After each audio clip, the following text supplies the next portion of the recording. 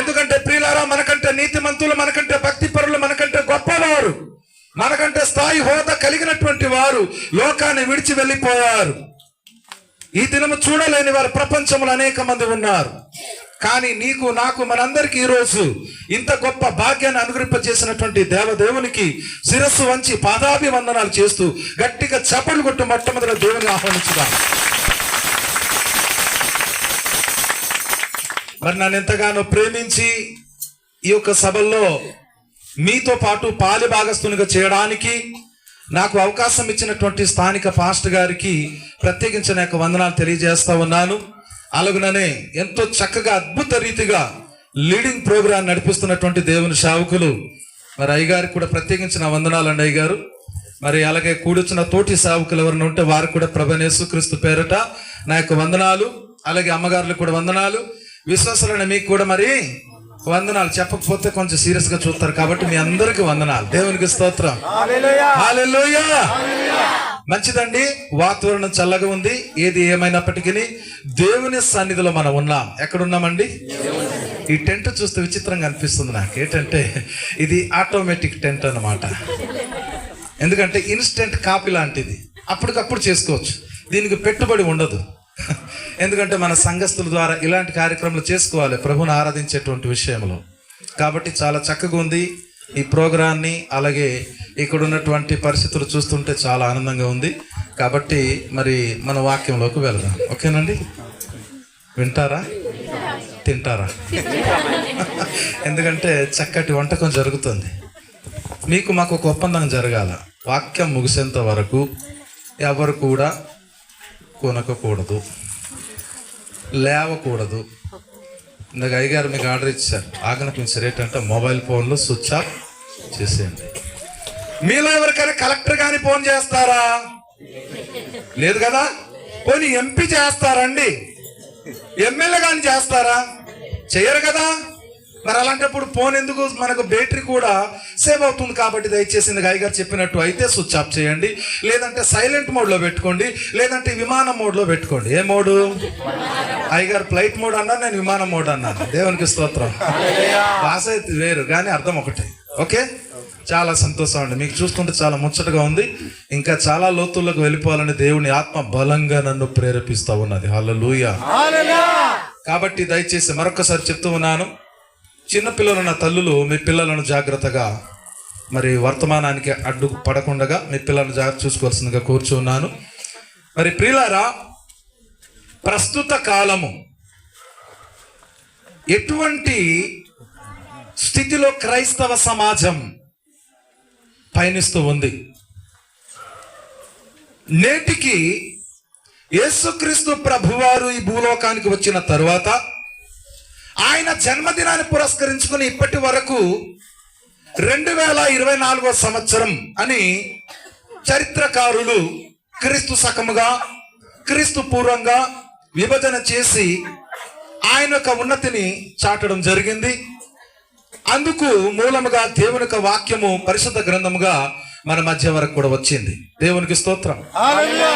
దైవ కుమారుడైన యేసుక్రీస్తు ప్రభువారి భూలోకానికి వచ్చి సర్వమానవుల పాప పరిహారార్థమై కలువరి శిలువలో నీ కొరకు నా కొరకు తన అమూల్యమైన రక్తమును కార్చి అపొస్తలుల కార్యములు 20వ అధ్యాయం 28వ వచనం ప్రకారంగా దేవుడు తన స్వరక్తం ఇచ్చి సంపాదించిన సంఘముగా మనలను తన సొత్తుగా చేసుకోవడం జరిగింది.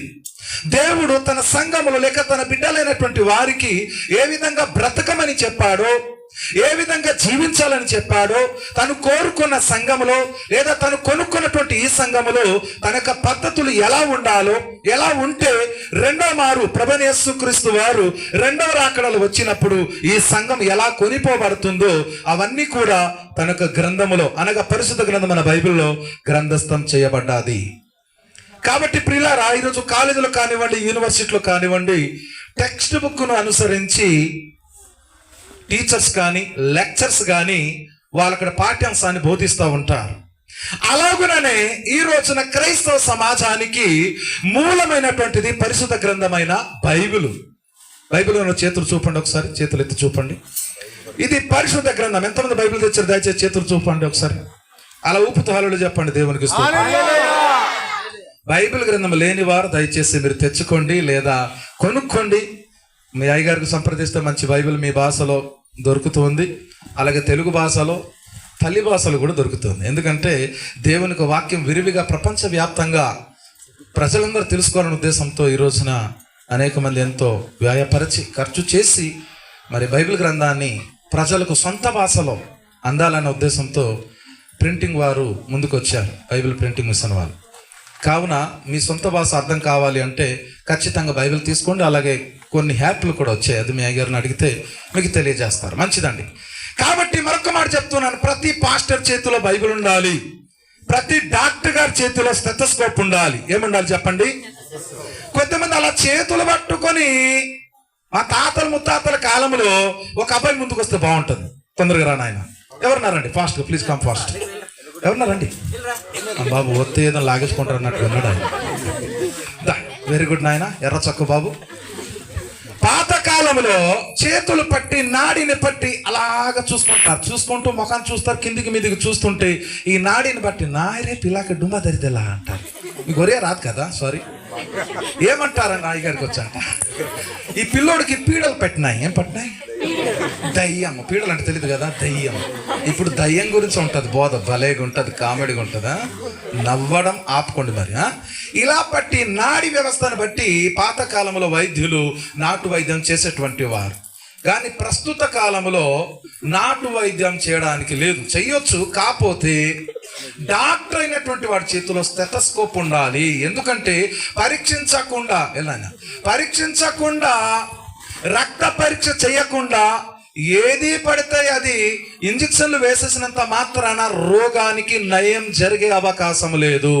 కాబట్టి దేవుని వాక్యంలో మనం పదే పదే ప్రభువైన యేసుక్రీస్తు వారు చెప్పింది మనం జ్ఞాపకం చేసుకోవచ్చు. మీరు ఏమి వినుచున్నారో చూసుకొనుడి అని అన్నాడు. అలాగనే మీరు ఎలాగ వినుచున్నారో కూడా చూసుకోండి. ఎక్కడ చూసుకోవాలి మరి? అద్దంలో చూసుకోవాలా? ముఖానికి పౌడర్ అంటిందా లేదా? మూతికి రంగు అంటిందా లేదా? ఏమండి? లేకపోతే చీరా జాకెట్ సరిగా ఉందా లేదా? స్టక్ వేసేమో టక్కు సరిపోయిందా లేదా? ఏమంటే సూట్ వేసుకున్న సూట్ సరిపోయిందా లేదా? కొద్దిగా ముఖానికి పెయింటింగ్ సరిపోయిందా లేదా? అప్పుడప్పుడు పౌడర్ లేని వారు ఏం చేస్తారంటే గోడలో ఉన్న సున్నం కొద్ది రాసుకొని తెల్లగా చేసుకొని వచ్చేస్తుంటారు. అవునా కాదా? ఏమో మీ వైపు లేరేమో కానీ మా వైపు అక్కడక్కడ నేను చూసాను కాబట్టి చెప్తున్నాను. దేవునికి స్తోత్రం.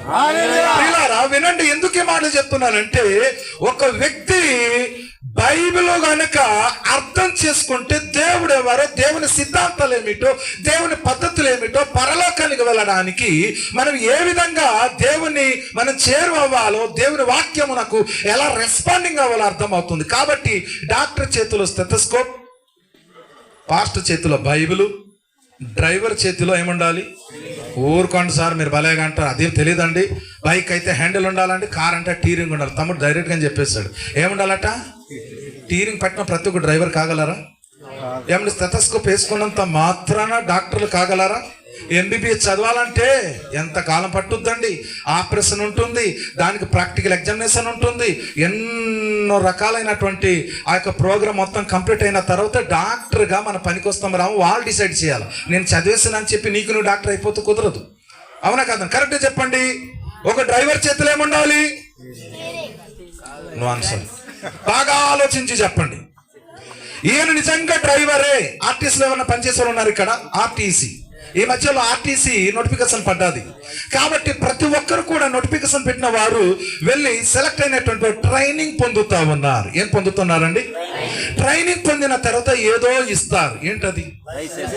లైసెన్స్. చెప్పండి ఏమిటి? ఇప్పుడు దారికి వచ్చారు, గట్టి కొట్టండి చప్పట్లు. లైసెన్స్ లేని డ్రైవరు డ్రైవింగ్ చేస్తే ఎవరో పట్టుకుంటారు. ఆయన ఎవరు? నాకు తెలుసు, మీకు తెలియదని కాదు కానీ అడుగుతున్నాను, మీ రెస్పాన్స్ ఎలాగుంటుందో. రిప్లై ఉంటేనే సప్లై ఇవ్వచ్చు బాబు. ఎలాగండి? అక్కలు కొంచెం దీర్ఘంగా ఆలోచిస్తున్నా, భలేగా ఉందండి అన్నట్టుగా. దేవునికి స్తోత్రం. మీరు రిప్లై ఇస్తుంటే సప్లై బాగా ఇవ్వచ్చు, కాబట్టి జాగ్రత్త వినండి, ఓకేనండి? కాబట్టి లైసెన్స్ లేని డాక్టర్ ట్రీట్మెంట్ చాలా కష్టతరంగా ఉంటుంది. ఆయనకి లెఫ్ట్ సైడ్ కిడ్నీ ఆపరేషన్ చేయాలంటే రైట్ సైడ్ చేసేస్తాడు. అవునా కాదా? కడప నొప్పి మాత్రం బాబు అంటే విరోచనలు మాత్రం ఇచ్చేస్తాడు. నీకు అర్థమైందా? కాబట్టి డ్రైవింగ్ తెలిసిన వ్యక్తియే. ఎట్లా తెలుసు? ఎందుకంటే ఒక గవర్నమెంట్ గుర్తింపు ఉంటుంది. అందుకని గవర్నమెంట్ శాఖ వాళ్ళు ఏం చేస్తూ ఉన్నారంటే, రవాణా శాఖ వారు ప్రతి ఒక్కరికి బైక్ డ్రైవింగ్ మొదలుకొని పైలట్, ఇది విమానం డ్రైవర్, పైలట్ అంటే అర్థం కాదు కదా, విమానం డ్రైవర్. ఏ డ్రైవర్ అండి? విమానం డ్రైవర్. ఇంకా చెప్పాలంటే ట్రైన్ డ్రైవర్. ఇవే కదా పెద్ద పెద్దవి కదా. వీటికి కూడా ఎక్స్పీరియన్స్ ఉండాలి. అది ఉన్నప్పుడే వారికి ఆ యొక్క వృత్తిని అప్పగించడం జరుగుతుంది. బాగా అర్థం చేసుకోండి. వీటన్నిటికి మూలం ఏమిటంటే ప్రియులారా, మీకు దేవుని వాక్యం మీద పూర్తి అవగాహన జరగాలనే ఉద్దేశంతో చెప్తూ ఉన్నాను. కావున మీరు బాగా ఆలోచిస్తూ వినాలి. ఎందుకంటే ప్రియులారా, ఒక వ్యక్తి చేసినటువంటి బోధ ప్రస్తుత ప్రపంచానికి కదిలించగలిగేటువంటిది ఏదైనా ఉంది అంటే గొప్ప గొప్ప ఫిలాసఫర్ చేసినటువంటి ఉపన్యాసాలు కాదండి. గొప్ప గొప్ప తత్వవేత్తలు, శాస్త్రవేత్తలు, సామాన్యుడు మొదలుకొని శాస్త్రవేత్త వరకు కూడా ఎంత గొప్ప బోధలు చేసినంత మాత్రాన ప్రజల్లో మార్పు జరగటం లేదు. సెంట్రల్ గవర్నమెంట్ మొదలుకొని రాష్ట్ర గవర్నమెంట్ వరకు కూడా, ఏమండి మున్సిపాలిటీ మొదలుకొని, ఏమండి మైనారిటీ, ఇంకా కమ్యూనిటీ, ఇంకా చెప్పుకోపోవాలంటే అనేకమైన ఉన్నతమైన స్థాయిలో ఉన్నటువంటి వారు ఎన్నో రకాల ఉపన్యాసాలు చేస్తున్నారు. కానీ ప్రజల్లో మార్పు లేదు. ప్రజల్లో మార్పు రావడానికి కేంద్ర ప్రభుత్వం వారు, రాష్ట్ర ప్రభుత్వం వారు ఎన్నో పథకాలు పొందుతూ ఉన్నారు. కానీ ప్రజల్లో మార్పు లేదు. ఏమంటే మన పిల్లలకు హైయర్ ఎడ్యుకేషన్ అందిస్తూ ఉన్నాం. అయినా కానీ ప్రజల్లో, పిల్లల్లో, స్టూడెంట్లో మార్పు జరగటం లేదు. వీటందరికీ మార్పు కలిగించేటువంటి శక్తి కేవలం దేవుని వాక్యానికి ఉంది. హల్లెలూయా. ఒక మనిషిని మనసుగా బ్రతికింప చేయగలిగే శక్తి దేవుని వాక్యానికి ఉంది. కాబట్టి ప్రియులారా, ఈ వాక్యాన్ని దేవుడు తన బిడ్డలైనటువంటి మనకు, లేక తన రక్తమిచ్చి కొనుక్కున్న సంఘానికి ఈ వాక్యాన్ని మన చేతులు పెట్టాడు. కాబట్టి వాక్యములో ఉన్నట్టుగా మనం బోధించాలి, వాక్యములో ఉన్నట్టుగా మనం అర్థం చేసుకోవాలి. అర్థమవుతుందండి? కాబట్టి వాక్యములు ఉన్నట్టు బోధ జరగాలి, వాక్యములు ఉన్నట్టుగా మనము కూడా అంగీకరించాలి. ఎప్పుడైతే ఇలా జరుగుతుందో మన జీవితంలో ఉన్నతమైన స్థాయిలో మనము వెళ్ళే అవకాశము ఉంటుంది. కాబట్టి జాగ్రత్త వినాలి మీరు. ఎందుకంటే ప్రియులారా, ప్రస్తుత కాలంలో ప్రపంచ వ్యాప్తంగా మీరు చూసినట్లయితే ప్రజల్లో జరుగుతున్నటువంటి ఒక భయానకమైనటువంటి సంఘటన ఏమిటంటే, దేవుని వాక్యానికి భిన్నమైనటువంటి బోధలు వస్తూ ఉన్నాయి. దేవుని చిత్తానికి భిన్నమైనటువంటి జీవితాలు కనబడుతూ ఉన్నాయి. ఏ సంఘం కొరకైతే ప్రభువైన యేసుక్రీస్తు వారి రక్తాన్ని కార్చి కొనుక్కున్నారో ఆ సంఘములో ఏ నియమాలు, ఏ పద్ధతులు ఉండవలసి ఉందో అది ఈరోజు సంఘములో లేదు ప్రియులారా, అది లేదు. కాబట్టి ఆ రూపులో సంఘం రావాలి. అప్పుడే సంఘము పరిపక్వత దశలకు వస్తుంది. సంఘం ఒక క్రీస్తు యొక్క స్వరూపం ఏర్పడిన తర్వాతనే నువ్వు ఎత్తబాటుకు సిద్ధపడగలుగుతావు. దేవుని వాక్యం రాయబడిన మత్తయి రాసిన సువార్త 22వ అధ్యాయము 29వ వచనం. నేను చాలా ఫాస్ట్గా ఉంటాను, దయచేసి మీరు చాలా స్పీడ్గా నాకు అందించండి వాక్యాలు. ఓకేనండి. Matthew chapter 22:29. దయచేసి ఎవరైనా వేగంగా చదువుతూ సహకరించగలరు, స్త్రీలైనా పురుషులైనా. ఎవరైనా మైక్ పట్టుకోండి బాబు, ఎవరైనా చదవగలిగిన వారు బాగుంటుంది, అందరికి వినబడుతుంది. ఓకే, బాగా చదవగలిగిన వారు, సేవకులైనా విశ్వాసులైనా మీరు చదివి సహకరించండి. మత్తయి రాసిన సువార్త అది ఎక్కడ ఉంటుందండి చెప్పండి సార్. అడ్రస్ అన్నట్టుకున్నారు కొద్దిమంది. హల్లెలూయా. అది బైబిల్లోనే ఉంటుంది. మత్తయి సువార్త మొదటి పుస్తకం, మత్తయి సువార్త 22వ అధ్యాయం 29వ వచనం. అందుకు యేసు లేఖనములను గాని దేవుని శక్తిని గాని ఎరుగక మీరు పొరపడుచున్నారు. ఎట్లా పొరపడుతున్నారండి? దేన్ని ఎరగక? అందరూ చెప్పాలి, స్త్రీలు పురుషులు అందరూ మాట్లాడాలి. దేవుని శక్తి, తర్వాత లేఖనము. మొదటి పాయింట్ ఏంటన్నాడు? లేఖనము అనండి అందరూ. గట్టిగా చెప్పండి, ఏమిటి? వర్డ్ ఆఫ్ గాడ్ ఇంగ్లీష్ లో చెప్తూ ఉన్నాను. పరమేశ్వర్ క వచన్, ప్రభుంకర వాక్యం. ఇలా చెప్పుకుంటూ పోతే దేవుని యొక్క వాక్యం మనం ఎరిగిన వారమై ఉండాలి. వాక్యం అంటే ఏమిటి? యోహాను సువార్త 1:1 అక్కడ చెప్తున్నాడు. మీకు అందరు కంఠస్థ వాక్యమే అది. ఆది యందు వాక్యం ఉండేను, వాక్యము దేవుని యొక్క ఉండేను, వాక్యమే దేవుడే ఉండేను. దాన్ని ఇలా చదువుకున్నా. ఆది యందు దేవుడు ఉండేను, దేవుడు దేవుని యొద్ద ఉండేను, ఆ దేవుడే శరీరధారి మన మధ్య నివసించాను అన్నట్టుగా. ఆదియందు వాక్యమైనటువంటి యేసుక్రీస్తు వారు ఉన్నారు. యేసుక్రీస్తు వారు దేవుని దగ్గర ఉన్నారు. ఆ యేసుక్రీస్తు దేవుడై ఉన్నారు. ఇప్పుడు వాక్యాన్ని అర్థం చేసుకోవడం అంటే అర్థం ఏంటి? దేవుని లేక యేసుక్రీస్తు వారిని అర్థం చేసుకోవటం. కాబట్టి మొదట ఒక వ్యక్తికి లేఖనమే ఫండమెంటల్, అంటే ఫౌండేషన్. ఒక గృహానికైనా, ఎంత పెద్ద కట్టడానికైనా మూలమైనటువంటిది ఏమిటంటే పునాది. మన యొక్క పునాది ఎలా ఉండాలంటే అపోస్తుల కార్యం 2వ అధ్యాయం 20 వచనం అనుకుంటారు, అందుట్లో అంటున్నాడు చూడండి.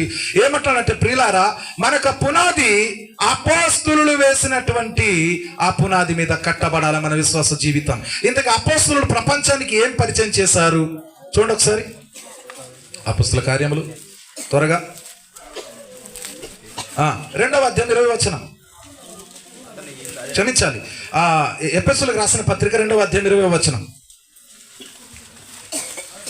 ఇక్కడ లైటింగ్ కనబడట్లేదు, కొద్ది లైటింగ్ చూడండి. చదవమ్మా. అదే, క్రీస్తు యేసే ముఖ్యమైన మూలరాయి అయి ఉండగా అపోస్తులను ప్రవక్తలను వేసిన పునాది మీద మీరు కట్టబడి ఉన్నారు. గట్టిగా చబళ్ళు కొట్టి ప్రభునామాన్ని కనబరచండి. ప్రియమైన దేవుని బిడ్డలారా, ఈ యొక్క మాటను చాలా లోతుగా మీరు ఆలోచిస్తూ వినాలి ఈరోజు వర్తమానాన్ని. అపోస్తులను ప్రవక్తలు వేసిన పునాది మీద మనం కట్టబడాలి. ఎంత గొప్ప కట్టడానికైనా పునాది ఉంటుంది. ఈ రోజుని విశ్వాస పునాది ఎక్కడ ప్రారంభించబడింది, ఎలాగూ ప్రారంభించబడింది, ఆ పునాదులు ఎటువంటి సరుకులు లేక ఎటువంటి మరి ఆ యొక్క పునాది నిర్మాణానికి వాడినటువంటి పదార్థములు ఏమేమై ఉన్నాయో మీరు బాగుగా ఆలోచిస్తూ వినాలి ప్రియులారా. ఎందుకంటే ఈ రోజున యేసుక్రీస్తు ప్రభువారు భూలోకానికి వచ్చిన తరువాత సంఘానికి, ఆ యొక్క సంఘములో ఉన్నటువంటి సభ్యులైనటువంటి వారికి హితబోధ చేయడానికి, జ్ఞానయుక్తమైనటువంటి మార్గమును నడిపించడానికి యేసుక్రీస్తు ప్రభువారు 12 మంది శిష్యులను పిలిచి ఆయన అనేక విషయములను బోధించడం జరిగింది. వారు బోధించినటువంటి బోధ, అపోస్తుల యొక్క బోధ ఈరోజు సంఘములో ఉండాలి. అపోస్తుల యొక్క పద్ధతి, అపోస్తుల యొక్క సిద్ధాంతం, అపోస్తులు నడిచినటువంటి నడవడిక మన సంఘాల్లో ఉండాలి.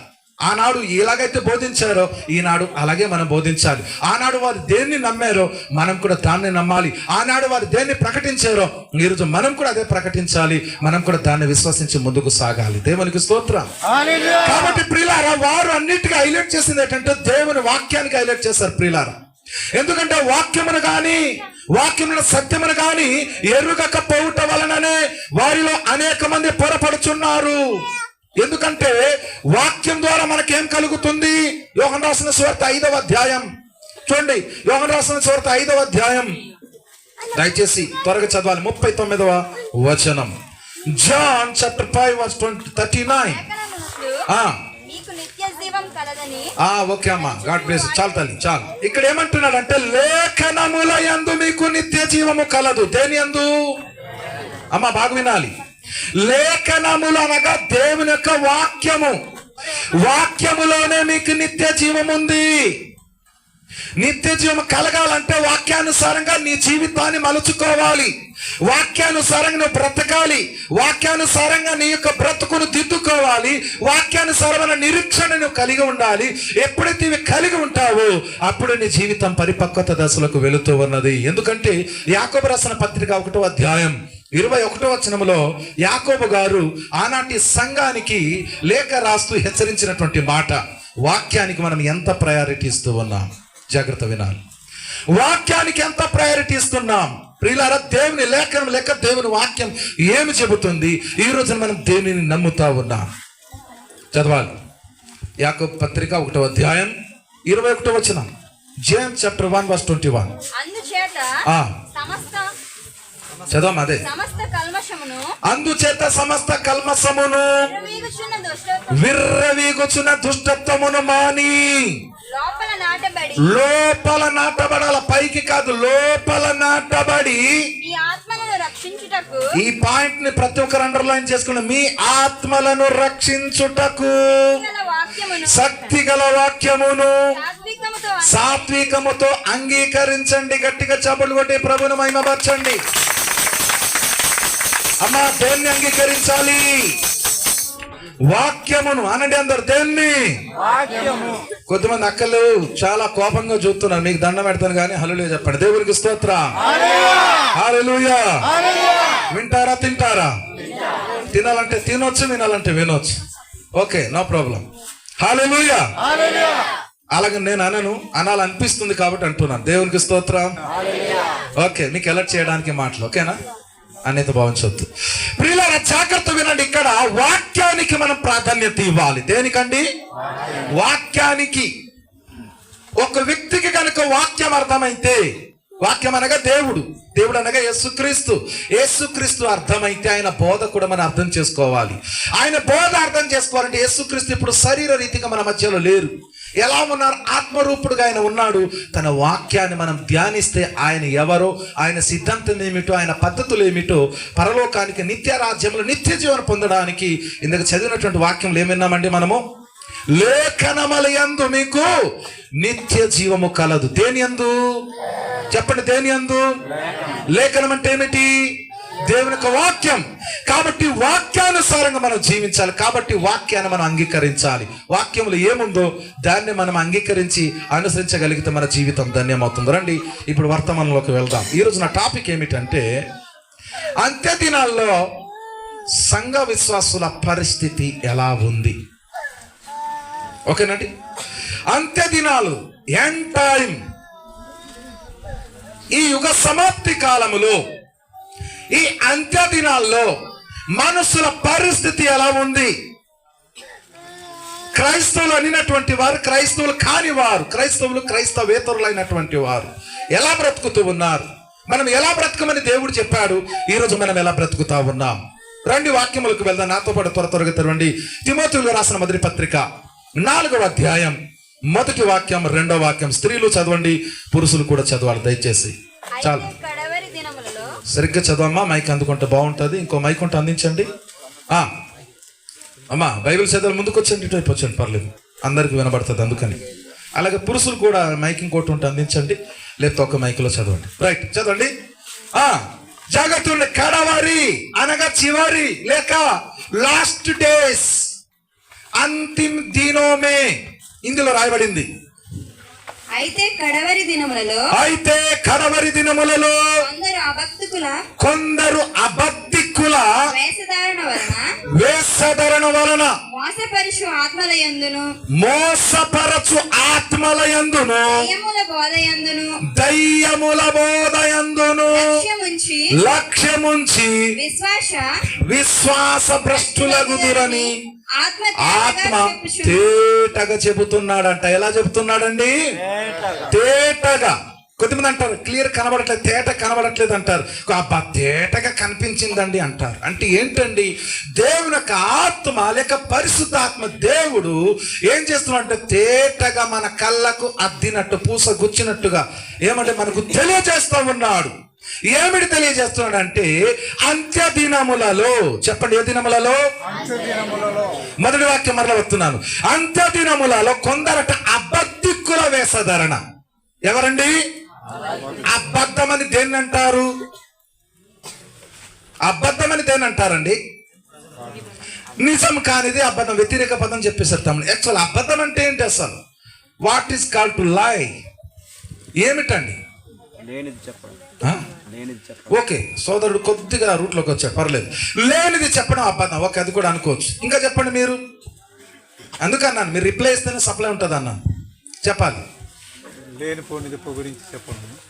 సహోదరుడు చెప్పాడు కానీ కొంచెం ఇటు అయింది, కానీ పర్వాలేదు. లేనిపోయింది పొగిడి చెప్పండి. రైట్. ఇంకా స్త్రీల నుంచి రావాలి, చెప్పాలి. అబద్ధం అంటే మీరు ఏమనుకోండి, కొంచెం చెప్పండి. మీరు లోకల్ లాంగ్వేజ్ అయినా మాట్లాడవచ్చు, నో ప్రాబ్లం. అమ్మా, అదే ఆయన చెప్పారు. చెప్పండి.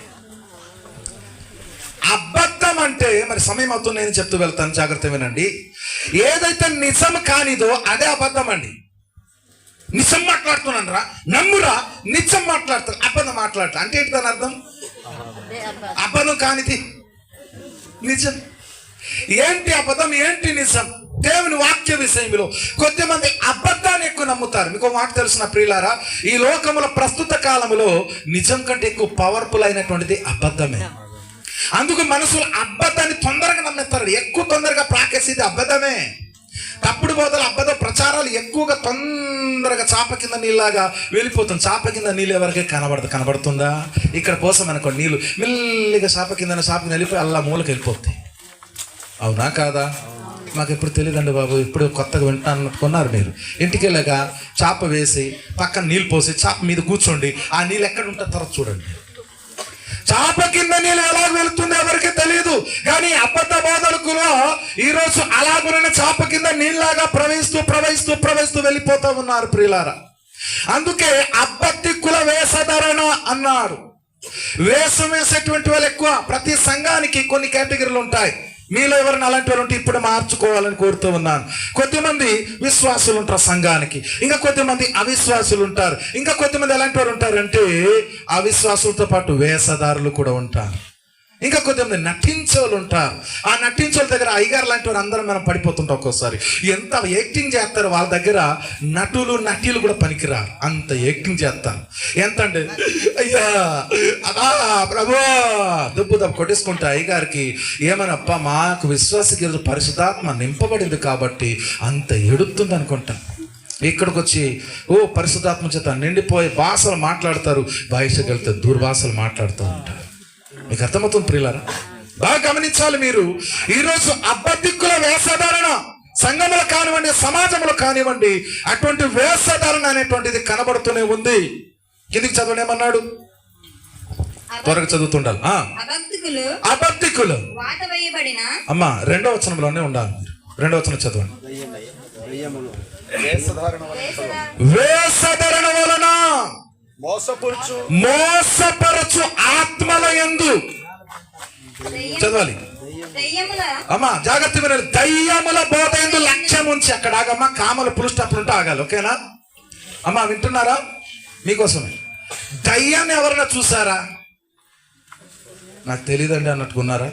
ఇక్కడ ఒక ఎల్ఈసిడి ఏదైనా ఉంటే చూపించవలసింది. దయ్యం అంటే అలాగ ఉంటుంది. మీరు అనుకోండి, దయ్యం అంటే తల్లి చీర కట్టుకొని మల్లెపూలు పెట్టుకొని సెంటర్ రాసుకొని ఎప్పుడు వస్తుందట? పౌర్ణమి రోజు మెల్లిగా గాలి వస్తుంటే చెట్టు కిందనో పుట్ట కింద నుంచి కనబడుతుంది అనుకుంటున్నారు మీరు. ఏమంటే దయ్యాల బాధ అంటే ఏమిటి అసలు? దయ్యం వచ్చి బోధిస్తారు, దాని అర్థము ఏమా? దయ్యం వచ్చి బోధిస్తారా? చెప్పండి. దయ్యం కనుక వచ్చి ఉన్న పాటన అయ్యగారికి నాకు మధ్య నిలబడింది ఒక్కరిని ఉంటారు. మీరు ఇక్కడ ఉంటారా? పొలం అని పారిపోతారు కదా. అయితే దయ్యాల బోధ ఉందట, బైబిల్ చెప్తుంది. అవునంటారా కాదంటారా? బైబిల్ చెప్పింది నమ్మాలా వద్దా? ఖచ్చితంగా నమ్మి తీరాలి. ఎందుకంటే దయ్యాల బోధ ఉంది. దయ్యాల బోధ ఉందంటే దయ్యాలు కూడా ఉన్నట్టే కదా. ఇంతకు దయ్యాలు ఎలా ఉంటాయి మరి? అది డౌటే కదా. దయ్యాలు ఎలా ఉంటాయి? పొడవాటి కొమ్ములు ఉంటాయండి, 2 పళ్ళు కూరలు ఉంటాయండి, పొడుగు తోక ఉంటుందండి, రెక్కలు ఉంటాయండి అనుకుంటున్నారా? పోనీ ఎవరన్నా దయ్యం చూసుకుంటే చెప్పండి ఎలా ఉంటుందో. చాలా మంది అంటారు, దయ్యం అరిచిందండి ఇక్కడ అని అరిచిందండి, రాత్రి అరిచింది అంటుంటారు. నేను చాలాసార్లు ఆ మాట విని ఎక్కడ దయ్యంలో పట్టుకుంటానని వెళ్తుంటాను. నేను పోనీ ఫోటో అయినా తీద్దాం, వీడియో అయినా తీద్దాం అనుకుంటాను. ఏమండి ప్రియులారా, వినండి. ఆ దయ్యం ఉంటే ఉండొచ్చు, లేకపోతే పోవచ్చు, కానీ వాక్యంలో ఉన్న దయ్యాలు మాత్రం ఉన్నాయి. ఈ దయ్యాలకి 2 కాళ్ళు ఉన్నాయి, 2 చేతులు ఉన్నాయి, నీలాగా 4 ముక్కు నోరు నాలుక ఉన్నాయి, నీలాగా మాట్లాడగలవు, నాలాగా మాట్లాడగలవు. ఇంతకీ దయ్యాలు ఎవరు? ఈ దయ్యాలు ఎవరు? చూడండి. దయ్యాల బోధ అంటే దయ్యం వచ్చి బోధిస్తుందని కాదు ప్రియులారా. దేవుని బోధ కాకుండా వేరే రీతిగా బోధించడమే దయ్యాల బోధ చేయటం. వాక్యాన్ని పక్కన పెట్టి లేనిది కల్పన వాక్యములు చెప్పటమే దయ్యాల బోధ. హల్లెలూయా. ఎందుకంటే ప్రజలు ఎక్కువగా దయ్యాల బోధకు ఎక్కువ ఎడిక్ట్ అయిపోతూ ఉన్నారు. దేనికండి? ఆ బోధ చాలా చురుకుగా మనుషులకు వ్యాప్తి జరుగుతుంది. ఈరోజు నిజం చెప్పే విషయంలో ఎక్కువగా ఎవరు నమ్మరు, కానీ అబద్ధాన్ని కల్పనను మాత్రం చక్కగా వింటారండి. తొందరగా బుర్రకెక్కుద్ది. ఫర్ ఎగ్జాంపుల్, డోంట్ మైండ్, ఒక విషయం చెప్తాను. మీరు ఒక సినిమా చూసారు అనుకోండి, ఇప్పుడు ట్రెండింగ్ యూత్ వారి కోసం చెప్తూ ఉన్నాను. ఏమైనా సినిమా చూసినప్పుడు సినిమా అంతా స్టార్టింగ్ నుంచి ఎండింగ్ వరకు చూసాక ఏది ఎక్కువ గుర్తుంటుంది? డ్యాన్స్ ఉంటుందా, ఫైటింగ్ ఉంటుందా, స్టోరీ ఉంటుందా, లేకపోతే అక్కడ ఏదైనా అసభ్యకరమైన దృశ్యం గుర్తుంటుంది? చెప్పండి. ఓకే, మీరు నాకు చెప్పొద్దు, కానీ ఒకసారి మీకు ఆలోచన కోసం చెప్తున్నా. సినిమా అంతా చూసారు, 2.5 గంటలు 3 గంటలు సినిమా చూసారు. ఏదో సినిమా ఎలాగుందిరా అంటే ఒకటి సినిమా లాగే ఉంది. ఎలాగుందట చెప్పడానికి రాక. కొద్దిమందంట సినిమా భలేగా ఉంది అంటాడు ఒకడు, సినిమా సూపరు అంటాడు, బంపర్ ఆపరు అన్నట్టుగా అంటుంటాడు ఒకడు. ఏమండి బ్లాక్ బస్టర్ అట, తమ్ముడు చెప్తున్నాడు. బస్టర్ అట, బ్లాక్ బస్టర్ అంటే తెలియదు. మీకు అర్థమవుతుందా? ఏమండి మీకు చెప్తున్నాను ప్రియులారా, ఈ యొక్క మాటలు బాగా ఆలోచించాలి మీరు. దయ్యాల బోధ అంటే దయ్యం వచ్చి నిలబడి మైక్ పట్టుకొని బోధిస్తుందని కాదని అర్థం. వాక్యములో ఉన్నది తీసివేసి లేనిది కలిపి బోధించే బోధ దయ్యాల బోధ. అందుకని ఎవరు చెప్పిన ఇందాక మొదట్లోనే చెప్పాను, మీరు ఎలాగో వింటున్నారో చూసుకోండి అన్న. ఎక్కడ చూసుకోవాలి? అర్థంలో చూసుకోవాలా? బైబిల్ను చూసుకోవాలి. వాక్యములో ఉందా?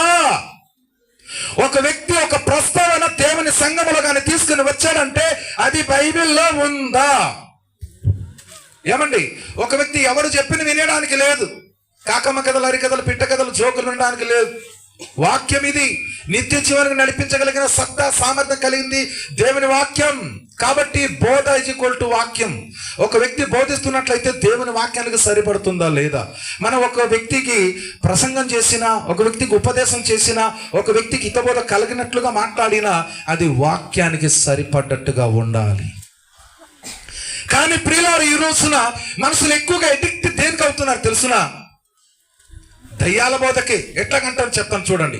మన పాస్ట్ గారు ఎప్పుడు సీరియస్గా బోధిస్తుంటాడండి, కానీ మొన్న వచ్చాడు పాస్ట్ గారు భలేగా అన్నాడండి. అక్క నువ్వు నవ్వుతే నీ పళ్ళు తెల్లగా ఉంటాయి అక్క అన్నాడు అనుకో, అక్కడే పప్పులో కాలేసినట్టు అయిపోతారు కొత్తను. ఏమా నువ్వు ఎంత కర్రీగా ఉన్నా, నాలాగా కర్రీగా ఉన్నా, మీలాగా ఎర్రగున్నా, ఎలాగున్నా, ఎలాంటి వాడికైనా పళ్ళు ఆ మాత్రం కామన్ సెన్స్ లేదా? అమ్మా నిన్ను చూస్తుంటే మరియమ్మ తల్లిని చూసినట్టుందమ్మా అంటే ఇంకా ప్లాట్ అయిపోతారు కొద్దిమంది. ఇంకా కొద్దిమంది అక్క నీ చేతులతో కొంచెం సల్లనీళ్ళు తెచ్చి అక్క అంటే చూసి మా పాస్ట్ గారు ఎప్పుడు రప్ అండ్ టప్, కానీ ఈయన వచ్చి ఎంత చక్కగా నవ్వుతూ మాట్లాడుతున్నాడు, తీయగా మాట్లాడుతున్నాడు అంటే వాళ్ళు మాటలతో ముంచుతారు. మీకు అర్థమవుతుందండి? కాబట్టి కొద్దిమంది వీటిల్లో కూడా బోల్తా పడిపోయే అవకాశం ఉంది. దాని ద్వారా దయ్యం వచ్చే అవకాశం ఉంది. కాబట్టి ప్రియులారా ఇలాంటి విషయాలు మీరు గమనించాలి. చూడండి వారు మాట్లాడే మాట ఎట్లా ఉంటుందో తెలుసున్నా. చూడండి కొన్ని మాటలు మీకు చూపిస్తాను దేవునికి వాక్యముల నుంచి. చాలా అద్భుతమైనటువంటి విషయాలండి. వారు ఎలా మాట్లాడతారు చూడండి. అపొస్తల కార్యములు 20వ అధ్యాయం 30వ వచనం చదవండి. అపొస్తల కార్యములు 20వ అధ్యాయము 30వ వచనం. త్వరగా చదవాలి. మరియు శిష్యులను తమ వెంట ఈడ్చుకొని పోవాలనని మాటలు పలుకు. ఏ మాటలమ్మా? అక్కాయ్ వినండి మీకోసమే. ఏ మాటలు? మాటలు కూడా వంకరగా ఉంటాయా? మాటలు తిన్నగరా అని ఎప్పుడు వినలేదు మీరు? మాకు ఎప్పుడు వినలేదు బాబు, మా సేవలు కూడా పడలేదు బాబు, నీకు పుణ్యం ఉంటుంది బాబు అన్నట్టుగా ఉన్నారు. ఏ మాటలట? మాటలు కూడా వంకరగా ఉంటాయి. ఉంటాయండి, మరి బైబిల్లోనే ఉంది కదా. ఇందాక దయ్యాలు బోధించేది ఉంది అన్నట్టు ఇది కూడా ఉంది అన్నట్టు మనం నమ్మాలా లేదా చెప్పండి? ఖచ్చితంగా నమ్మాలి. ఎందుకంటే వంకర మాటలు అందుకు మాటలు తినగరా అని పళ్ళు నేను చెప్పాను, మరి మీరు చెప్పాలి. అవునా కదా? వంకర అంటే తిన్నగా మాట్లాడారు, అడ్డు సుడ్డు లేకుండా చుట్టూ పక్కల తిప్పుతూ మాట్లాడేటువంటి వ్యక్తులు కొద్దిమంది ఉంటారు. వాళ్ళని ఉద్దేశించి ఇక్కడ వాళ్ళు ఏం చేస్తారట? వంకర మాటలు మాట్లాడి ఈడ్చుకుంటూ వెళతారట. ఎక్కడి నుంచి? సంఘములో నుంచి. ఏమంటే ఒక సంఘము స్థాపించడానికి ఒక స్థానిక సేవకుడికి ఎంత కష్టం ఉంటుందో తెలుసునా అండి? పౌలు గారు ఆ మాటను ప్రసవ వేదనతో పోల్చాడు. దేనితో చెప్పండి? స్త్రీలు ఉన్నారు, మీకు తెలుసు, తొలి కాన్పు లేక మొదటి ప్రసవం రోజు ఆ స్త్రీ ఎంత వేదన చెందుతుందో స్త్రీలైనా మీకే తెలుసు. కాబట్టి పౌలు గారు ఒక ఆత్మను కనడానికి లేక ఒక వ్యక్తిని ప్రభులోకి తీసుకుని రావడానికి ప్రసవ వేదన అంటుంది. గలతీయులకు రాసిన పత్రిక 4వ అధ్యాయం 19వ వచనంలో ఆ మాట ఉంటుంది. తెలుసునా? ఒక వ్యక్తికి ప్రభులోకి నడిపించడానికి, ఒక సంఘాన్ని స్థాపించడానికి, ఒక సంఘాన్ని ఎదిగింప చేయడానికి, ఒక కుటుంబాన్ని ప్రభులోకి నడిపించి వాళ్ళకి రక్షణ భాగ్యమును కలిగించడానికి ఒక సేవకుడు ఒక బిడ్డను కన్న వేదన ఒక తల్లి ఎలా పొందుతుందో అటువంటి వేదనతోనే ఒక విశ్వాసకి ఆత్మీయంగా జన్మనిస్తాడు ప్రియులారా.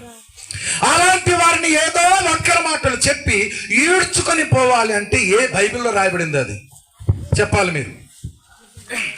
అర్థమవుతుందండి? దేవుని వాక్యం చెప్తుంది ప్రియులారా. మరొక మాట కొరింథీయులకు రాసిన మొదటి పత్రిక 4వ అధ్యాయం 16వ వచనం. అక్క ఘాటి ఎక్కేవా? ఫస్ట్ స్టాప్ వచ్చిందా? త్వరగా అందుకన్నాను మీరు రిప్లై ఇస్తే సప్లై చాలా ఫాస్ట్గా ఉంటుంది. ఓకే, త్వరగా 4:16 తమ్ముళ్ళు చదవాలి మీరు కూడా. ప్రథమ కొరింథీయు 4 సారీ గారు థ్యాంక్ యూ చదవండి అయ్యా. క్రీస్తు యేసునందు దేని ద్వారా అందరానండి, దేని ద్వారా? సువార్త ద్వారా. నోట్ దిస్ పాయింట్ యువర్ అన్నారు. ఓకే జాగ్రత్త. ఓకే ఏమంటున్నాడు? క్రీస్తు యేసునందు సువార్త ద్వారా నేను మిమ్మును కంటిని గట్టిగా చాపట్లు కొట్టి ప్రభుని మహిమపరచండి. అక్క నీవు గర్భాన మోసి 9 నెలలు మోసి ప్రయాసపడి నీ పేగును 2 ముక్కలుగా తెంచుకొని కని ఉంటే ఒక బిడ్డ విలువ నీకు తెలుసుదక్క. బిడ్డలు కనలేని తల్లికి బిడ్డల విలువ తెలీదు. ఒక సేవకుడు కావచ్చు, స్వార్థికుడు కావచ్చు, ఎవరైనా కావచ్చు, కానీ who are you maybe what are you maybe, కానీ దేవుని వాక్యం చెప్తుందంటే ఒక విశ్వాసిని ఆత్మీయంగా కన్న సేవకునికి విశ్వాసాల విలువ తెలుసుద్ది. సింపుల్ గా చాక్లెట్ బిల్లలు వేసి బిస్కెట్లు ఇచ్చి లాక్కుని వెళ్ళిపోయేటువంటి దాని వాల్యూ తెలియదండి. ఈ రోజున మాకు సత్యం ఉందండి, మాది సత్య సంఘం అండి, మా సంఘం మా బోర్డు పెట్టుకుంటేనే పరలోకం, లేకపోతే మీరు పరలోకం లేదు. ఆడ పెట్టుకున్నాడు ముందు పోతాడు నరకానికి. మీకు అర్థమవుతుంది చెప్పింది. కాబట్టి ప్రియులారా మీకు అందరికీ ప్రేమతో హెచ్చరిక తెలియజేస్తున్నాను ఏమిటంటే, ఒక కన్న తండ్రి పిల్లల పట్ల ఎంత జాగ్రత్త వహిస్తాడో దానికంటే 100 రెట్లుగా ఒక ఆత్మీయమైనటువంటి సేవకుడు బాధ్యత ఎక్కువ వహిస్తాడు. తండ్రి కానీ వదిలేస్తాడేమో, కానీ ఈ సేవకునికి బాధ్యత ఎలాగుంటుందో తెలుసునా అండి? అబ్బాయి పుట్టిన వెంటనే ప్రార్థనకి ఎవరు పిలుస్తారు? పోనీ గర్భాన పడినప్పుడు ఎవరికి చెప్తారు? మీరు ఎవరు చెప్తారా? మా అయ్యగారు, మా కోడలు ఒక చెప్పండి, సిగ్గుపడతా అయ్యగారు మరి మరి మరి ఏదో అనుకుంటారు, చెప్పడానికి సంశయపడతా. అయ్యగారు చెప్తే ఏమనుకుంటారు? కొన్నిసార్లు అమ్మగారు అందుబాటు ఉంటే వాళ్ళకి చెప్పేస్తారు, లేదా అయ్యగారికి చెప్పాలంటే కొంచెం సిగ్గుపడుతూ సంశయిస్తూ మాట్లాడుతుంటారు కదండి. మా ప్రాంతంలో నీళ్ళు వేసుకున్నారు ఏదో సంథింగ్ ఒక భాష వాడతారు. మరి మీకు ఏం వాడతారు మాకు తెలియదు. అర్థమైందండి? మా కోడలు పిల్ల చెప్పండి, మరి నేను చెప్పలేను, మీరే చెప్పాలి. ఓకే అయ్యగారు చెప్పారు, రైట్, అదే రైట్. వేసుకున్నారు అయ్యగారు, ప్రార్థన చెప్పండి గట్టిగా, నోర్లు ఉన్నాయి కదా. సేవకునికి భారం ప్రారంభమైందా? బాధ్యత ప్రారంభమైందా? ఓకే. తర్వాత 6వ నెల వచ్చేసరికి అయ్యగారు మొన్న స్కెమికల్ అయ్యగారు గుమ్మడి పండ్లు అంటే బాబు అంట, ఏదో ఒకటి, కానీ అలా లింగ నిర్ధారణ మంచిది కాదు కానీ అంటారు. లేదు అయ్యగారు 6వ నెల అయింది, స్కానింగ్ లో బిడ్డ చక్కగా ఉందని డాక్టర్ గారు చెప్పారు, ప్రార్థన చేయండి. అయిపోయిందా? 9వ నెల వచ్చింది, అయ్యగారు నొప్పులు స్టార్ట్ అయింది, ప్రార్థన చెయ్యండి.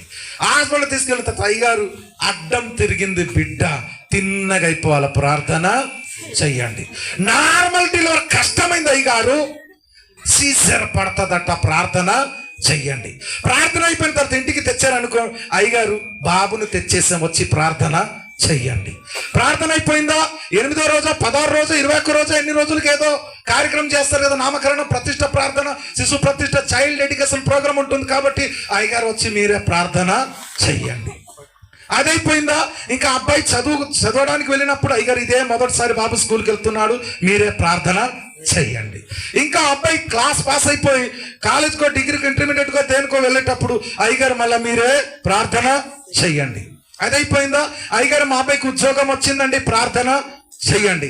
ప్రార్థన అయిపోయిందా? అబ్బాయికి పెళ్లి సంబంధం వెళ్ళేటప్పుడు మళ్ళీ ప్రార్థన చెయ్యండి. ఎవరికి?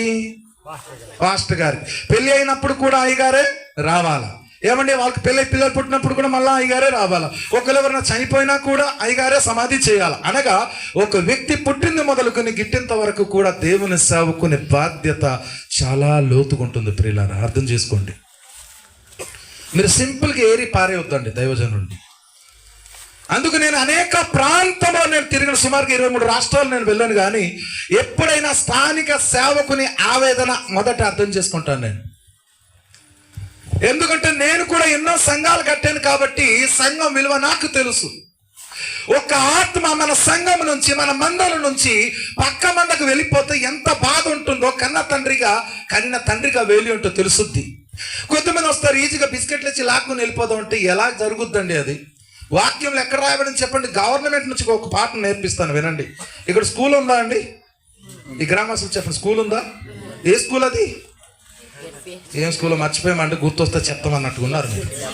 ఏ స్కూల్ అమ్మా? జిపిఎస్పి అంటే గవర్నమెంట్ ప్రైమరీ స్కూలా? ఓకే, మంచి, చాలా ఇంగ్లీష్ బాగా వచ్చినట్టుంది. Very good. ఇక్కడ స్కూల్ ఉంది కదా, ఉందా లేదా? రిప్లై ఇవ్వండి అమ్మా, సప్లై ఇస్తాను. గట్టిగానండి. ఏమే మీ బ్యాలెన్స్ గట్రా అయిపో. Praise the lord. కోపంగా ఉన్నారు, మాకు అడగట్లేదు, మీకు కూడా ఉంది. దేవునికి స్తోత్రం. ఇక్కడ స్కూల్ ఉంది, గ్రాంట్ అయింది, స్కూల్ బిల్డింగ్ కట్టబడ్డది, గవర్నమెంట్ రిజిస్టర్ లో స్కూల్ బిల్డింగ్ ఉన్నది. అలాగే గవర్నమెంట్ అపాయింట్మెంట్ చేసి టీచర్లు ఇక్కడ పంపిస్తూ ఉన్నారు, టీచింగ్ జరుగుతుంది. మరలా గవర్నమెంట్ ఇక్కడ మరొక స్కూల్ బిల్డింగ్ కట్టుద్దా? చెప్పండి అమ్మా, మీరు చెప్పండి. ఏమండి, కట్టదా?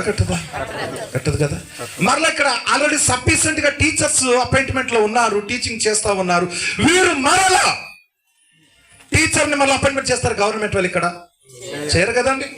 ఏమిటి, ఒకవేళ కాలేజ్ ఉంటే కాలేజ్ ఆల్రెడీ ఉంది కాబట్టి ఇక్కడ మరొక కాలేజ్ కట్టదు గవర్నమెంట్. ఇక్కడ ఆ కాలేజ్ లెక్చర్స్ ఆల్రెడీ ఉన్నట్లయితే మరలా ఎక్స్ట్రాగా కాలేజీలో లెక్చర్స్ అయ్యరు.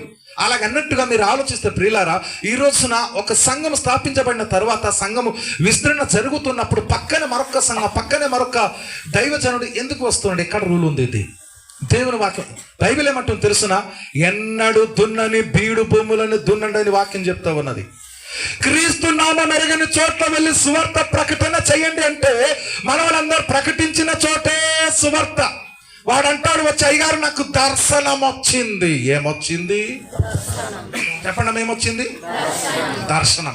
నాకు ఈ పట్టణానికే దర్శనం వచ్చింది. మహానుభావుడు, నీ దర్శనం తగలయ్యా, నీ దర్శనం కొండ ప్రాంతాలకు ఎందుకు రాదయ్యా? సువార్త లేని ప్రాంతాలకు ఎందుకు రాదు బాబు? ఎక్కడ విశ్వాసులు ఉంటే అక్కడే దర్శనం వస్తుందా? ఈ ప్రాంతం వాళ్ళు నశిస్తున్నారా? కొండ ప్రాంతంలో నశించటం లేదా? అక్కడ దేవుడికి దర్శనాలు ఇవ్వడా? ఆలోచించాలి మీరు. ఎందుకంటే ప్రియులారా, ప్రస్తుత కాలంలో ఇది ఒక ట్రెండ్ అయిపోయింది. మా అరకు ప్రాంతంలో ఎక్కువ జరిగేది ఇది. ఎక్కడ? హైదరాబాద్ నుంచి, విజయవాడ నుంచి, రాజమండ్రి ప్రాంతం నుంచి, గుంటూరు ప్రాంతం నుంచి, ఏమండి అనేక ప్రాంతం చూస్తారు. నాకు దేవుడు అరకు ప్రాంతాన్ని చూపించాడు. అరకు ప్రాంతం నీకు ఎందుకు చూపిస్తాడయ్యా? అరకులో సఫిషియెంట్ గా సేవకులు ఉన్నారు, ఎన్నో సంఘాలు ఉన్నాయి. కొద్దిమంది అంటారు, అయ్యా మాకు కొర్రపుట్లోనే దర్శనం చూపించారు. కొద్దిమంది అంటారు, లేదు నాకు విజయనగరంలో, లేదంటే పార్వతీపురంలో, లేదంటే సాలూరు పట్టణంలో, ఏమండి లేదంటే మనకు సిమిలిగూడ టౌన్ లో, ఒరిస్సా దగ్గరలో ఉన్నాం కాబట్టి అక్కడ చూపిస్తుంటాడా? ఏమండి నశించే ఆత్మలు దేవుడు వదిలేసుకుంటాడా? గవర్నమెంట్ న్యూ స్కూల్ గ్రాంట్ చేసిందంటే లేని చోట కడతదా, ఉన్న చోట కడతదా? ఒకవేళ న్యూగా టీచర్స్ ఎవరైనా డిఎస్సి చేసి ఉన్నారో, టెట్ రాస్తున్నారు, మీకు త్వరలో ఉద్యోగం వచ్చును గాక. ఒకవేళ ఉద్యోగం వస్తే ఆల్రెడీ ఉద్యోగం చేస్తున్న వాడికి ఉద్యోగం ఇవ్వబడుతుందా, లేని వారికి ఉద్యోగం ఇవ్వబడుతుందా? కదండి. ఒకవేళ మీరు అపాయింట్మెంట్ అయిపోయారు అనుకోండి, స్కూల్ ఎక్కడైతే ఉందో, ఎక్కడైతే టీచర్ లేరో అక్కడ అపాయింట్మెంట్ అవుతుందా? ఆల్రెడీ టీచర్లు ఉన్న చోట టీచర్లు వెళ్తారా? కదా. కాబట్టి ప్రియులారా, ఇవన్నీ మీకు అవగాహన కలిగించడానికి నేను విస్తరించి మాట్లాడుతూ ఉన్నాను. ఎందుకంటే ఈరోజు సంఘాన్ని చీల్చివేయడానికి సాతాను పన్నిన పన్నగ మీదండి. అందుకని వాళ్ళు ఏం చేస్తారు? వంకర మాటలు చెప్పి తీసుకొని వెళ్ళిపోతారు. ఇంకో మాట చూద్దాం, చూడండి, నాతో పడతారు. దేవునికి వాక్యం ఎంత స్పష్టంగా చెప్తుందో నాతో పాటు మీరు మాట్లాడండి. ఓకే, కొరింథీయులకు రాసిన మొదటి పత్రిక 2వ అధ్యాయం 5వ వచనం చూడండి. మాటలు ఎలాగుంటాయట? చదవాలి. కొరింథీయులకు రాసిన మొదటి పత్రిక 2వ అధ్యాయం 5వ వచనం. 1 Corinthians chapter 2 verse 5 చూడండి. ఆధారము చేసుకొనక, ఓకే, దేవుని శక్తి ఆధారము. 2వ అధ్యాయం 5వ వచనం. అదే నేను మాట్లాడినాను, సువార్త ప్రకటించినను, జ్ఞానయుక్తమైన తీయని మాటలు వినియోగింపక. ఇక్కడ పౌలు గారు చెప్తున్నాడు, ఆయన అనేకమైన సంఘాలు స్థాపించిన గొప్ప సేవకుడు. యేసుక్రీస్తు వారి తర్వాత ఈ భూలోకంలో గొప్పగా పరిచర్య చేసిన వ్యక్తి ఎవరైనా ఉన్నారు అంటే అపోస్తులైన పౌలు గారు. ఆయన జ్ఞానయుక్తమైనటువంటి తీయని మాటలు వినియోగించలేదు. ఈ రోజుల్లో అనేక మంది స్వీట్కి పడిపోతారండి, మాధుర్యాన్ని కోరుకుంటారు. అమ్మా, తీయదనాన్ని కోరొద్దు. ఎక్కువగా స్వీట్ తింటే ఏమవుద్ది? ఏమవుద్ది బాబు? షుగర్ వస్తుందా? భలే చెప్పారు మీరు. ఇంకోటి కూడా వస్తుంది. ఏటి వస్తుందమ్మా చెప్పండి? బెల్లం ఉదయం తిన్నారు, మధ్యాహ్నం తిన్నారు, సాయంత్రం తిన్నారు, రేపు ఎల్లుండి వారం అంతా బెల్లం తింటూనే ఉన్నారు. ఏమవుద్ది? ఏమీ అవదా? ఎవరో చెప్పారు, విరోచనలు వస్తాయంట. మళ్ళీ ఏమవుతుంది? మీరు ఎంత తీపి తిన్నారో పైత్యం అనేటువంటిది వస్తుంది. అప్పుడు నువ్వు కక్కినప్పుడు పసుపు లాంటి ఒక పదార్థం బయటకు వస్తుంది, దాన్ని పైత్యం అంటారు. ఓకేనండి. అది ఎలా ఉంటుంది ఎప్పుడైనా తీసి నాకి చూడండి ఎలా ఉంటుందమ్మా. ఎవరికైనా వచ్చిందా బయటికి? పచ్చ కామర్లు వచ్చినప్పుడు, వాంతినప్పుడు, కోడిగుడ్డు పగలబెట్టినప్పుడు లోపల పచ్చ సొన ఎలా ఉంటుందో అక్షరాల అలాగే కలర్ ఉంటుంది. కానీ టేస్ట్ మాత్రము పంచదార కంటే చేదుగుంటుందో తీగుంటుందో? చేదుగుంటుంది. ఓకే, మీరు బాగా వింటున్నారు. ఓకే, బాగా వింటున్నారు, చాలా సంతోషం. అయితే ప్రియులారా వినండి, ఎంత తీయగా ఉన్నా కూడా తీపిదనం చేదుగా మారిపోతుంది. అందుకని నేను ఎప్పుడెప్పుడు అంటుంటాను, గద్దెంపు మాటలు మాత్రలాగా ఉంటుంది, టాబ్లెట్ లాగా ఉంటుంది. కానీ చేదు మాత్ర తింటే నీ జీవితానికి, నీ శరీరానికి ఆరోగ్యం కలుగుతుంది. తీయని మాటలు వినటం వల్ల నీ జీవితం పాడైపోతుంది. అర్థమవుతుందండి. కాబట్టి తీయగా మాట్లాడేటువంటి వాడు ఎవడైనా ఉంటే వాడు కొంప ముంచేవాడు. జాగ్రత్త. వాక్యం గద్దించమన్నది, ఖండించమన్నది, బుద్ధి చెప్పమన్నది. తీయగా మాట్లాడి స్నో పౌడర్ రాసినట్టు, కోటింగ్ కొట్టినట్టుగా, పాలిష్మెంట్ చేసినట్టుగా ఎవరైనా మాట్లాడుతుంటే వాడే ముంచేవాడు. జాగ్రత్త. అర్థమవుతుందండి ప్రియులారా. కాబట్టి మరొక మాట మనం చూసుకున్న ప్రస్తుత కాలంలో ఈ అంత్య దినాల్లో సంఘాల్లో జరుగుతున్న సంభవాల కొరకు నేను మాట్లాడుతూ ఉన్నాను. చూడండి మరొక మాట, రోమిలకు రాసిన పత్రిక 16వ అధ్యాయము 18వ వచనం. Roman chapter 16 verse 18. ఎంత అద్భుతంగా పౌలు గారు చెప్పారండి తెలుసునా? చాలా అద్భుతంగా మాట్లాడి ఉన్నాడు. చదవాలి త్వరగా, నేను మరి ముగించబోతున్నాను కాబట్టి తొందరగా కొన్ని మాటలు చెప్పి నేను సెలవు తీసుకుంటాను. చూడండి 16వ అధ్యాయము 18వ వచనం. అట్టివారంటే ఎలాంటి వారు? మొదట ఏ మాటలు? వంకర మాటలు మాట్లాడేవారు. తర్వాత తీయగా మాట్లాడేటువంటి వారు. చదవాలి. తమ కడుపునకే దాసులై ఉన్నారట. దేనికి దాసులు?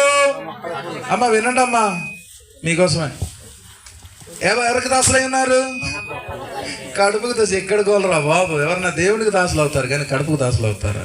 అట్టివారంటే కొద్దిమంది పొట్ట పోషణ కోసం ఉండేటువంటి వాళ్ళు కూడా ఉంటారు. ఒక ఉద్యోగం రాదు, చదువు లేదు, ఏమండి దేనికి కంపెనీలో జాయిన్ చేసుకోలేదు, సెక్యూరిటీ గార్డు కూడా పనికిరారు. నువ్వు ఎందుకు పనికిరావు? Useless, you get out from here అన్నప్పుడు ఆడేం చేస్తాడు? ఇటాడు తిరుగుతాడు, ఏమి దొరకలేదు, బైబిల్ ట్రైనింగ్ వెళ్ళిపోతాను. ఒకడు అన్నాడు బైబిల్ ట్రైనింగ్ అనలేక బైబిల్ టర్నింగ్కి వెళ్ళిపోతాను అన్నాడు. దేనికి వెళ్తాడట? బైబిల్ టర్నింగ్కి వెళ్తానా ఫాస్టర్ అయిపోతాను అన్నాడు అతను. ఎందుకు వెళ్తాడట? బైబిల్ టర్నింగ్ కాదురా నాయన. అర్థమైందా? కొద్దిమంది అలాంటి వాళ్ళు కూడా ఉన్నారు. ఏ ఉద్యోగం లేకపోతే, వ్యాపారం సాగకపోతే, చదువు సరిగా లేకపోతే ఏం చేయాలనుకుంటారంటే బైబిల్ ట్రైనింగ్కి వెళ్ళిపోయి సంచిలో ఒక బైబిల్ తగిలించేసుకొని, అంటే ఒక బేగ్ పెట్టుకొని ఆ సంచి లోపల బైబిల్ తగిలించుకొని, వందనాలమ్మా అయ్యగారు, వందనాలండి అమ్మా, రాత్రి దర్శనంలో దేవుడు మీ ముఖమే చూపించాడు. ఎవరి ముఖం? మరి ఎవరి ముఖం వద్దా? నీ ముఖమే చూపించాలి ఆయనకి. ఏమంటే ఎప్పుడు యేసుప్రభు ఎరగని వారి ముఖం చూపించలేదు. కానీ ఎక్కడైతే యేసయ్యను నమ్ముకొని బాప్తిసం పొందే సంఘముల ఆరాధన నడుస్తున్నారో వాళ్ళకే చూపిస్తాడట. ఇది ఎక్కడిది? ఇది దయ్యాల బాధ కాకపోతే ఏ బాధ ఉంటుంది? మీరే చెప్పండి కదండి. కాబట్టి అటువంటి వారట తమ కడుపునకే దాసులు అంటూ కిందికి అన్నాడు. మరొక మాట చదవండి. వారు ఎలా మాట్లాడతారు? ఇంపైన మాటలు. Impress, English were impressed. I am very excitement and I get very impressed for your words. అంటే వాడు ఏమైపోతాడు? అబ్బా ఏదో కొంచెం కోతి భాషలాగా మాట్లాడితే వాడు పొంగిపోయి భలే ఉందండి, గొప్పగా మాట్లాడారండి, ఇలా మా అయ్యగారు ఎప్పుడు మాట్లాడారు కదా, ఇంపుగా మాట్లాడారు. ఈయన ఇంపుగాను సొంపుగాను. ఏమండి? ఇంపు సొంపు కాదు, కంపు. గుర్తు పెట్టుకోండి ప్రియులారా, ఆ ఇంపులోనే సొంపులోనే కంపొత్త. జాగ్రత్త. అందుకని ఈరోజు సత్యాలు గుర్తుపెట్టుకోవాలి. క్రైస్తవ సంఘాల్లో జరుగుతున్నటువంటి సంభవాలు మీతో మాట్లాడుతూ ఉన్నాను. మరొక మాట చూపిస్తాను చూడండి. కొలసలకు రాసిన పత్రిక నుంచి దయచేసి తొందరగా తెరవండి దేవునికి వాక్యం. కొలస పత్రిక 2వ అధ్యాయం 4వ వచనం చదివితే అక్కడ కూడా అన్నాడు. ఈ మాటలకి ప్లాట్ అయిపోతారండి కొద్దిమంది. ఎవడైనాను ఏ మాటలమ్మ తల్లి? అప్ప నాయన, ఏ మాటలమ్మా? చక్కని మాటలు. మీ అయ్యగారు గరుకుగా మాట్లాడతారు. ఎప్పుడు మా పాస్టర్ గారు సీరియస్గా ఉంటారండి. చూడండి, నిన్నగా మొన్న వచ్చాడు ఆయన, ఎక్కడో నుంచి వచ్చాడు, ఏదో పట్నం నుంచి వచ్చాడు. మా పాస్టర్ గారు పల్లెటూరు వాడు, ఆయనకి ఏం తెలుసు. ఈయన పట్నం నుంచి వచ్చిన వాళ్ళ మాటలు భలేగా ఉన్నాయి. ఎలాగున్నాయట? మొదటి మాట ఎలాగుంది? మొదటి మాట రాసుకోవట్లేదు, మీరు నోట్ చేసుకోవట్లేదా? మొదటి మాట ఏంటండి? వంకరగా మాట్లాడతారు. రెండో మాట ఏమాట అండి? తీయగా మాట్లాడతారు. ఈ మాట ఎలాగుంది? చక్కని మాటలు, అంటే చక్కగా మాట్లాడతారండి. మీ మాటలు భలేగా ఉంటాయండి పాస్టర్ గారు. ఇందాక ఒక ఆయన చెప్పినట్టుగా, అమ్మ నువ్వు నవ్వుతే తెల్లగా ఉంటుంది మా పళ్ళు, అంటే తెల్లగా అందరికీ ఉంటుంది, ఒకరికి కాదు అందరికీ ఉంటుంది. కాబట్టి ప్రియులారా, కొన్ని మాటలు ఏ ఉద్దేశంతో ఆడుతున్నారో మనం అర్థం చేసుకోవాలి. చక్కగా మాట్లాడతారు, మిమ్మల్ని ఏం చేస్తారండి, మోటివేట్ చేసి వాళ్ళ వైపుకు వారు ఆకర్షించుకునేటువంటి పరిస్థితిలో ఉంటారు. కావున సంగమా దయచేసి మీరు విషయాన్ని గమనించాలి. ప్రస్తుత కాలం మనము దేవుని యొక్క అనగా ప్రభువైన యేసుక్రీస్తు యొక్క రెండవ రాకడ దినాల్లో బ్రతుకుతున్నాం. కాబట్టి మనకు విశ్వాసాన్ని మనము బలహీనపరచుకోకుండా బలపరచుకుంటూ ముందుకు వెళ్ళాలి అంటే వాక్యానుసారంగా మీ జీవితం ఉందా, లేక ఒక సంఘ కాపరి కింద ఒక సంఘంతో కట్టుబాటు కలిగి ఉన్నామా లేమా మీరు ఆలోచించేటువంటి వారు ఉండాలి. మరొక మాట చూద్దాం, చూడండి మరొక మాట తొందరగా ఎఫెసీయులకు రాసిన పత్రిక 5వ అధ్యాయం 6వ వచనం. కొద్దిమంది మాట్లాడతారండి, లోడో లోడో లోడో లోడో వాగుతూనే ఉంటారు. ఏమండి, వ్యర్థమైన మాటలు, పనికిరాని మాటలు, యూజ్లెస్ థాంక్స్. వ్యర్థమైన మాటలు. ఏ మాటలండి? వ్యర్థమైన మాటలు. చెప్పండి, ఏ మాటలు? అందరూ అనండి, ఏ మాటలు? అర్థమైన మాటలు కాదు. ఏ మాటలమ్మా? వ్యర్థమైన మాటలు అనండి. ఏ మాటలు? వ్యర్థమైన మాటలు. అలా మాట్లాడతారు. ఎందుకో తెలుసునా? యాకోబు పత్రికలో మనం చదివినట్టుగా వాక్యం అయితే రక్షణ ఇస్తుంది, కానీ ఈ మాటల రక్షణ ఉండదు. మీకు అర్థమవుతుందా? కాబట్టి కొద్దిమంది వ్యర్థమైన మాటలకే ఎక్కువ చెవి పెడతారండి. ఎందుకంటే చెవి ఎక్కువ పెట్టుకుంటారు వాళ్ళు. అందుకు తిమోతి పత్రికలో పదే పదే అంటారు, అలాంటి వారిని వారు పోగు చేసుకుంటారట. కల్పన కథల వైపు తిరిగే కాలం వచ్చునన్నాడు. కల్పన కథలు చెప్పు వారికి ఎక్కువ ఇష్టపడతారు వాళ్ళు. అటువంటి వారిని పోగు చేసుకుంటారు, అటువంటి వాళ్ళని రాబెట్టుకుంటారు. అయ్యా మీరు వచ్చి మా చెవిలో, కొన్నిసార్లు చెవిలో పుల్లలు పెడుతుంటారు. కొద్ది నేను చూసాను, మీరు చూసారో లేదు కానీ, అలా చెవిలో పుల్ల పెట్టి ఇలా తిప్పుకుంటూ ఇలాగ అవుతుంటారు. ఇలాగ ఎందుకు అవుతారో నాకు తెలియదు, నేను ఎప్పుడు పెట్టుకోలేదు. ఒకవేళ పెట్టుకుని ఉంటే మీకు తెలుస్తుంది. అంటే తిమోతి పత్రికలో బైబిల్లో రాయబడిన మాట అదే. ఏమండి, దురద చెవులు గలవారై. ఏ చెవులట? అలా చెవిని గోకడానికి నీ గోర్లు లేవేమో, నీ వేళ్ళు లేవేమో, అయ్యగారు వచ్చి ఇక్కడ గోకుతాడేమో.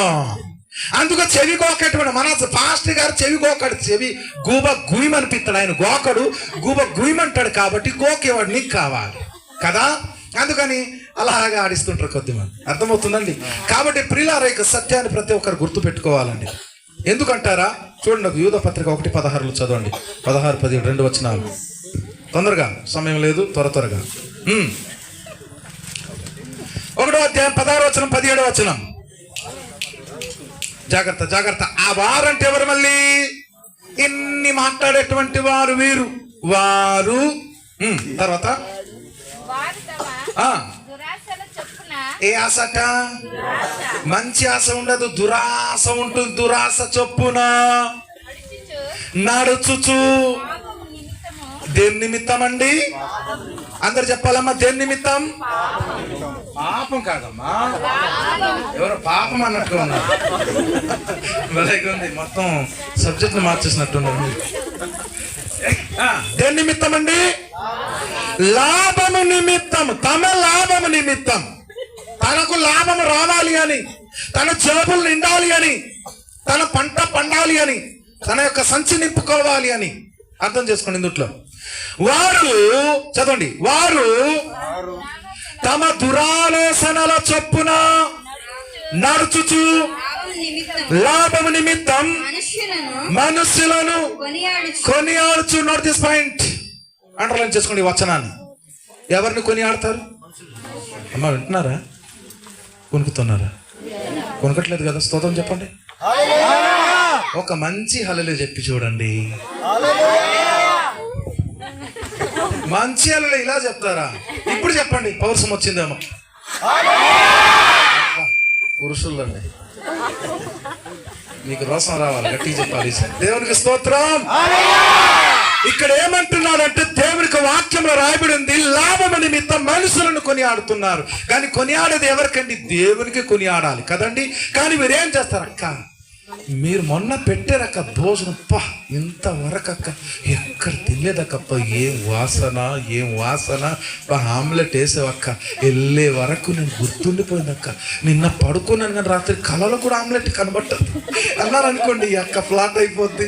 మా అయ్యగారా ఎన్ని భోజనాలు పెట్టినా, ఎన్ని సంవత్సరాలు బట్టలు ఇచ్చినా ఒక్క మాట ఆయన పొగడాడు, ఎప్పుడు తిట్టుడు కానీ ఈయన గారు వచ్చారు మేము ఇచ్చిన ఆమ్లెట్ కోసం చెప్పుకుంటున్నాడు.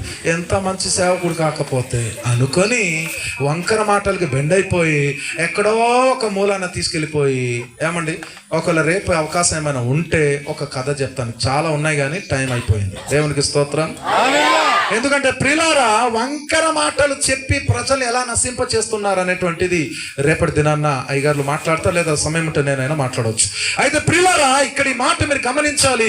లాభం నిమిత్తం మనుషులను కొని ఆడతారట. బాబు నమస్కారం అండి. అయ్యగారు వందనాలు ఎవరు చెప్పాలి? యాక్చువల్గా అమ్మ ఎవరు చెప్పాలి? మీరు స్కూల్లో వెళ్ళగా కాలేజీకి వెళ్ళగా ఎవరికి నమస్కారం చేస్తారు? మీకు ప్రిన్సిపల్ నమస్కారం చేస్తారు. చెప్పండి అమ్మా. కాలేజ్ స్టూడెంట్లు మీరు లెక్చరర్ గారికి లేక వార్డెన్ గారికి మీరు నమస్కారం చేస్తారు. గుడ్ మార్నింగ్ సార్ అని మీరు అంటారా? ఆయన good morning my dear student అంటాడా? గుడ్ మార్నింగ్ సార్ అని మీరు అంటారా? కానీ వీళ్ళేమంటారంటే మనుషులు కొని ఆడతారు. ఓ అన్న వందనాలు అక్క, వందనాలు అక్క, చూడకపోతే రెండోసారి వందనాలు అక్క, చూడకపోతే తమ్ముడు వందనాలు. ఎందుకంట? Over action. అర్థమవుతుంది. కొద్దిమంది ఓవర్ యాక్షన్ చేస్తూ వారిని అట్రాక్షన్ చేస్తూ వారిని లాక్కుని వెళ్ళిపోయే పరిస్థితిలో ఉంటుంది. కానీ అటువంటి వారిని గమనించాలి. ఏం చేస్తారంటే వాళ్ళు ఏమండి, వారు మనుషులను కొని ఆడుతున్నారు అంటే దేర్ ఇస్ సంథింగ్ రాంగ్. హల్లెలూయా. గమనించండి ప్రియులారా, మాట్లాడే మాటల్లోనే తెలిసిపోతుంటుంది విషయము.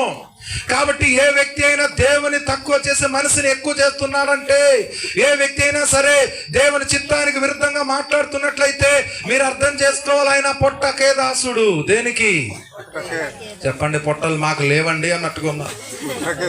దేనికండి? పొట్ట అంటే ఇంకో భాష ఉంది, కడుపుకే దాసుడు. చెప్పండి దేనికి? కాబట్టి ప్రేమల వాళ్ళారా, ఈ సత్యాన్ని మీరు గుర్తు పెట్టుకోవాల్సిందిగా ప్రభు పేరిట మీ అందరికీ మనవి చేస్తా ఉన్నాను. ఎందుకంటే ఎవరైనా మనుషులను కొనియాడుతూ ఉంటారో, ఎందుకు కొనియాడతారంటే వారికి లాభం కలగడానికి. చివరికి ఒక మాట చూపిస్తాను చూడండి. పేతురు రాసిన 2వ పత్రిక 2వ అధ్యాయము 1వ వాక్యము 2వ వాక్యం చదువుదాం. త్వరగా చదవాలి. పేతురు రాసిన 2వ పత్రిక అండి, 2వ అధ్యాయం 1వ వాక్యం 2వ వాక్యం. మరియు అబద్ధ ప్రవక్తులు ప్రజల్లో ఉండి అటువలనే మీలోను అబద్ధ బోధకులుందురు. ఎవరుంటారట? అప్పుడు ఉండేరు, ఇప్పుడు కూడా ఉంటారన్నాడు. మీలో కూడా ఉంటారు, జాగ్రత్త అన్నాడు. ఓకే, తర్వాత మీరు తమను కొని సరిగ్గా చదవమ్మా తల్లి. మీరు తమను కొనిన ప్రభువులకు కూడా సరిగ్గా చదవమ్మా. మీరు తమను కంగారు పడవద్దు, నిదానంగా చదువు, ఊపిరి పీల్చుకో. చదువు, సరే చదువు, స్పష్టంగా చదవాలి. మీరు వీరట తమ్మను కొనిన ప్రభువును కూడా విసర్జించుచు ప్రభువును విసర్జించేస్తారంట. వీళ్ళు ప్రభువును పక్కన పెట్టేస్తారు. ప్రభువును పక్కన ఉండు కానీ నా జేబులు నిండాలి అనుకుంటారు, నా పర్సు నిండాలి అనుకుంటారు, నాకు ఈరోజు పూట గడవాలి అనుకున్నటువంటి ఆలోచన కలిగి ఉంటారు. తర్వాత తమకు తామే శీఘ్రముగా నాశనమునకి కలుగు చేసుకుంటారు. 2వ వచనం చదవండి. 2వ మరియు అనేకులు భోగాసక్తులను పోకిరి చేష్టలను అనుసరించి నడుతురు. తర్వాత దీనిని బట్టి సత్య మార్గము దూషింపబడును. తర్వాత సరిగ్గా చదవమ్మా. ఇక్కడ అంటున్నాడు అమ్మ, వినండి, ముగింపులోకి వచ్చాము, జాగ్రత్త వినండి. వారు అధిక లోబులై. ఏ వాక్యం అండి? అందరు చెప్పాలి. మ్యూజిక్ వాళ్ళు ఉన్నారు ఇక్కడ? ఉన్నారా? ఓకే, రెడీగా ఉండండి. వారు ఏం చేస్తున్నారట? కల్పన వాక్యములు చెప్పుచ్చు. ఏ వాక్యం చెప్పండి అందరు? ఏ వాక్యం? అందరు చెప్పండి. ఏ వాక్యం? బైబిల్ వాక్యమా కల్పన వాక్యమా? మరి ఏది చెప్తే రక్షణ వస్తుందండి? మరి ఎదుటి వాడు చెప్పిన బోధ ఎలా ఉందో వాక్యం చూసుకోవద్దా? మనం ఏదైనా నమ్మేద్దామా? ఎవడు చెప్పిన వినద్దామా? బైబిల్లో ఉందా లేదు చూసుకోవడం వద్దా? ఆలోచించవద్దా కదా? కాబట్టి లాభం నిమిత్తం మనుషులను కొని ఆడేవారు ఉన్నారు. అలాగుననే వారు తమ లాభం కొరకు ఇవన్నీ చేస్తారంటున్నారు. ఈ వచనములు కూడా ఇక్కడ రాయబడినటువంటి ఈ మాటను బట్టి మీరందరూ అర్థం చేసుకోవాల్సింది ఏమిటంటే, చదవం మరొకసారి, కంటెంట్ చదువు పూర్తిగా. 2వ వచనం మరొకసారి. మరియు అనేకులు వారి పోకిరి చేష్టలను అనుసరించు నడుతురు.